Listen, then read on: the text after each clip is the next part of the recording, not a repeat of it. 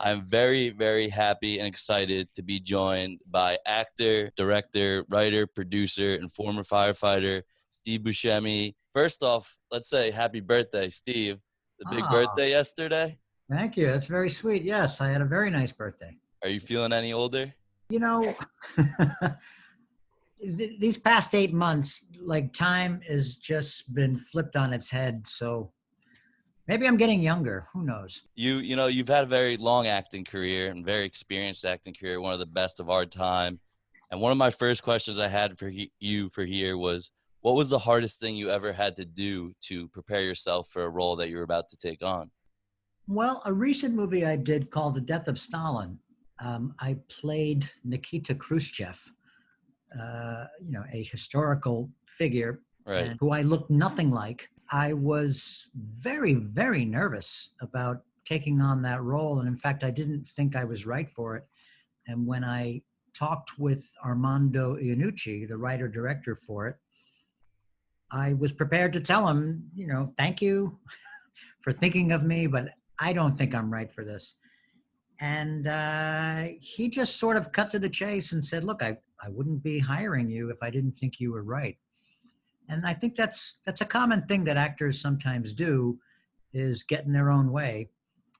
I was sort of hung up on the physical aspects of looking like him. And also, I just thought, what do I know about this history? What I don't, there wasn't a lot of time to do a lot of research. Luckily, they did all the research. They sent it to me. And we did minimal things where they made this kind of a fat suit for me, and they shaved my head so I would have this bald look. And we just did little things like that.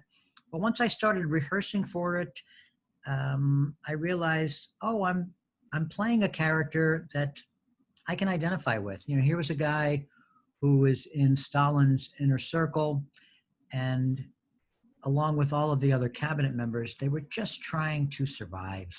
And that's how I could relate to it.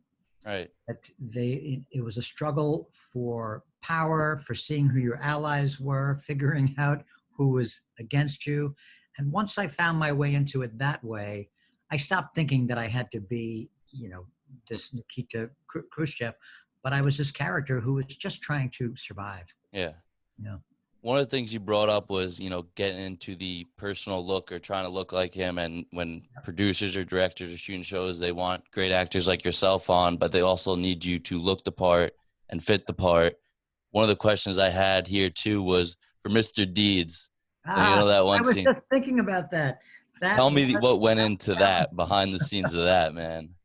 I only worked on that for one day, and they Wow. shot all my scenes in one day. And I was blind for most of the day because the way they got the crazy eyes was two sets of contact lenses. One just just like white to cover my eyes, and then the crazy eyes, one going in one direction, one going in the other. But it meant that I just couldn't see, including the scene at the end where I drive the Corvette into frame, say a line, and then drive out. I did that totally blind. I mean, I rehearsed it, and it wasn't that far to drive, but you could tell everybody was so nervous. I couldn't believe that they were letting me do it, but it was so much fun to do. I loved doing that film, and I loved that character. Yeah, a great movie. And you've been on a number of different movie sets and different movies. Do you have one that you look back on that was just so memorable to you that you had such a good time like that one? Are there any others that cross your mind? Yeah, sure. I mean, Reservoir Dogs was a big one. To get to do Quentin Tarantino's first film and to see how he worked with the actors. We rehearsed for a couple of weeks, and he was just so enthusiastic and knew what he wanted, and had the confidence of somebody who had been doing this for years. Actually, in his head, he had been directing the movie Yeah. for years. And when he had the opportunity to do it, he just stepped right up and was fantastic. But I also like, the Coen brothers. When I work with them, it's always a joy. And then some of the other more independent films that I've done with, like, say, Jim Jarmusch, Mystery Train, or Alexander Rockwell in The Soup, Living in Oblivion with Tom DiCillo. Yeah, I really came up through independent film. That was how I sort of made my way into this business, and so I still like to work with artists like that as much as I can. Yeah. A lot of your greats too are with Adam Sandler. You know, every Yes. time I've seen an Adam Sandler movie, I'm sure they could think of you in some way. You guys have a lot of funny off-camera moments. You guys seem like two very funny, down-to-earth, comical guys that could really relate to each other. Well, we met on the movie Airheads, and this is before he started making his own movies. And then when he Wow. did his first movie with his production company, the the film Billy Madison. And again, I worked one day on that film. They squeezed all my stuff into one day, and yeah, it's just so much fun working with Adam because he just surrounds himself with people that he likes, that he went to college with. In the beginning, it was all people that he knew that would hang around set, and then as the years go by, these people became writers and producers and actors, and that's really, really satisfying to see that. Yeah, yeah, for sure.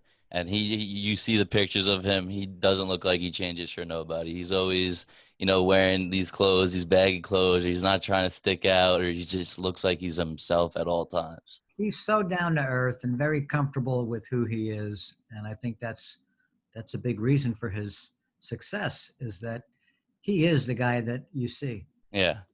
You were talking about directing, producing. One of your first documentaries that you produced was A Good Job, which featured firefighters, Yeah. my dad, my uncle, including. What did that mean to you to have that as your first documentary, and why was that so important to you? I had always thought about doing something about the fire department. And I have a lot of, I had a lot of firefighters say to me over the years, why don't you do something? And I think they meant more like a feature film. And I don't know. It was hard for me to see my way uh, to that. But then when the idea for the documentary came up, I thought, oh yeah, this is my way in because now I can talk to firefighters and they can tell their stories. And that's what was so important was to hear the stories from the firefighters and to hear about their struggles and for them to be, vulnerable enough and brave enough to talk about those struggles. That Absolutely.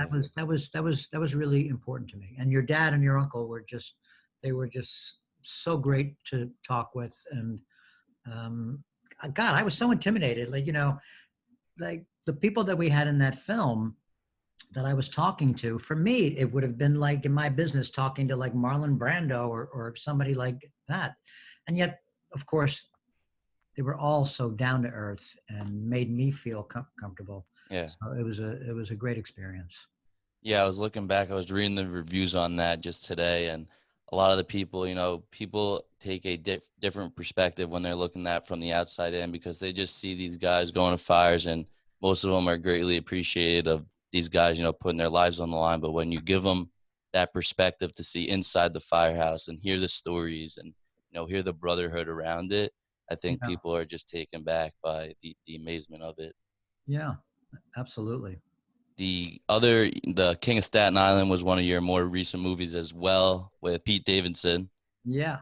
So this is a case where Judd Apatow did really what I wanted to do. Um, and he found the perfect subject in Pete Davidson. So it wasn't a firefighter movie per se, but once you know Pete's story, his dad was a firefighter who was killed on 9/11, and in the film they don't make it a 9/11 event. In it they had his dad die at a regular fire, which I think is very important because yeah, I mean 9/11 brought to the forefront how much um, firefighters needed counseling or to talk about what happened, 100%. but it also brought out other devastating fires that that didn't get as much attention, but they went through really hard times, and they carry that with them. So a lot of firefighters, I think, struggle with post-traumatic stress at a time when they didn't even know that that was a term. Hmm. I think it's great now that things are, more out in the open, and hopefully firefighters can feel more comfortable about coming forward and seeking help if they need it, or asking for help if their family members need it.